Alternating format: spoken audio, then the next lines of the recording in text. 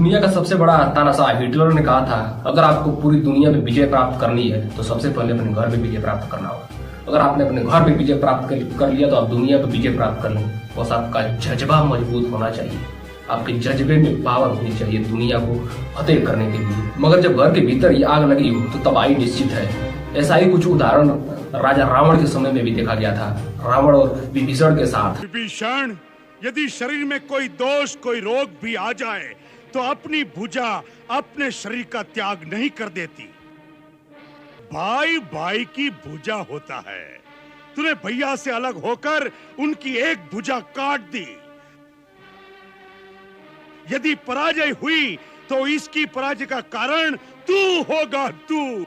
भारत का पड़ोसी देश कहा जाने वाला म्यांमार और भारत के बीच कुछ ऐसा ही मंजर देखा जा रहा है इस समय में। दरअसल बात यह है कि म्यांमार इस समय सैन्य विद्रोह का सामना कर रहा है, जिसके कारण रखाइन राज्य से रोहिंग्या अल्पसंख्यकों का पलायन करना पड़ रहा है। Frontline in Myanmar, a country in the grip of a war largely forgotten by the outside world.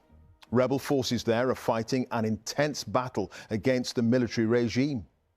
Press freedom in the country is restricted. Hundreds of journalists have been jailed, and getting into Myanmar to report firsthand is tough. The background is complicated, but the country's transition to democracy was cut short 3 years ago by a military coup, with the elected government led by the Nobel Peace Prize laureate Aung San Suu Kyi being ousted. वहीं संयुक्त राष्ट्र मानवाधिकार के कार्यालय के लगभग 45,000 से अधिक रोहिंग्या अल्पसंख्यक बांग्लादेश की सीमा पर चले गए और उन्होंने अंतर्राष्ट्रीय कानूनों के अनुसार नागरिकों की सुरक्षा का आग्रह भी किया। इन सब के बीच आखिर सवाल उठता है कि रोहिंग्या कौन है, रोहिंग्या क्या है और म्यांमार से शुरू हुई सैन्य विद्रोह का मुख्य कारण क्या है। इस विद्रोह तथा पलायन का भारत पर क्या प्रभाव पड़ेगा, आइए जानते हैं आज के इस वीडियो में।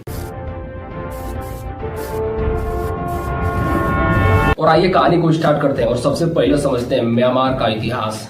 वर्मा के नाम से जाना जाने वाला एक देश जिसको आज हम म्यांमार के नाम से जानते हैं, साल 1948 में आजाद हुआ। ब्रिटेन से आजाद हुआ म्यांमार अपने इतिहास में से एक दौर इसने अपने सैनिक शासन में गुजार दिया।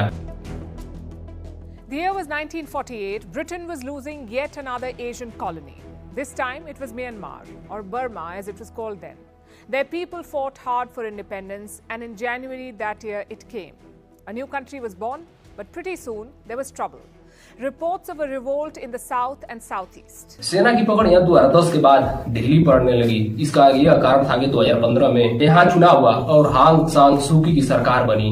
आंग सान सू की सरकार बनकर शासन में आई। 2 साल के उतराव चढ़ाव के बाद साल 2017 में फिर से एक बार म्यांमार की हालत बदलने लगी और सेना ने रोहिंग्या चरणपंथियों के खिलाफ कड़ी कार्रवाई की। इस कार्रवाई में तकरीबन 5 लाख रोहिंग्या मुसलमानों को भागकर बांग्लादेश में शरण लेनी पड़ी। इस पलायन को संयुक्त राष्ट्र ने जातीय या नरसंहार का सटीक उदाहरण बताया। इस संघर्ष के बाद नतीजा यह आया कि देश में अलग तरह की लहर दौड़ने लगी। इसका कारण यह है कि मौजूदा समय की क्रांति जो समय के साथ साथ विशाल होती गई। दोस्तों, यह पहले भी हो चुका है, जिसे ऑपरेशन 1027 नाम दिया गया, जिसमें म्यांमार के 3 विद्रोह गुट एक साथ आए। इसमें Arakan army, Myanmar national defence army और इसमें तांग नेशनल लिब्रा आर्मी शामिल थे। वही हम रोहिंग्या की बात करें तो यह एक मुस्लिम अल्पसंख्यक जाति है जो सदियों से बौद्ध बहुल्य समुदायों में रह रहा है। यह कई पीढ़ियों से म्यांमार में रहने के बावजूद भी रोहिंग्या को आधिकारिक जातीय समूह की उपाधि नहीं दी और साल 1982 में उन्हें नागरिकता देने से भी मना कर दिया,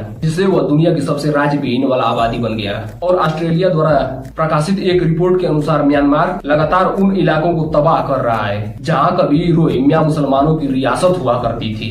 मगर इसका कारण क्या है? अगर हम इतिहास के पन्नों में चले तो इसका पता चलता है कि साल 2021 में म्यांमार के राजनीतिक नेताओं तथा म्यांमार के लोगों द्वारा चुनी गई आंग सान सू की सरकार को ध्वस्त कर दिया गया, तो उन्हें प्रतिरोध आंदोलन की आवश्यकता थी। हालांकि यह माना जा रहा था कि यह विद्रोह कुछ महीनों में शांत हो जाएगा, मगर हो न सका और 3 सालों बाद सैन्य शासन का विद्रोह मजबूत हो गया। जातीय सशस्त्र संगठन अराकांत सेना और पीपुल डिफेंस फोर्सेस देश के कई हिस्सों में शहरों को नियंत्रित करते हैं। ये बात यहाँ समाप्त नहीं होती है। इन फोर्सेस ने अपना पूर्ण नियंत्रण करने का भी दावा ठोक दिया, जो कि म्यांमार रखावन के पश्चिम तट पर स्थित है और इस प्रांत के पश्चिम में बंगाल की खाड़ी है, जबकि उत्तर पश्चिम में बांग्लादेश के चिटगांव डिवीजन से अपना सीमा साझा करता है। सबसे इंटरेस्टिंग वाली बात यह है कि इस क्षेत्र में भारत का कालादार मल्टी मॉडल ट्रांसपोर्ट प्रोजेक्ट चल रहा है और 2008 में इन दोनों देशों के बीच सहमति बनी थी इस प्रोजेक्ट को लेकर। हालांकि इन सब मामलों के बावजूद म्यांमार अवैध शरणार्थियों को लेकर भारत की चिंता बढ़ा दिया है। बात यह है कि संघर्ष की वजह से म्यांमार से हजार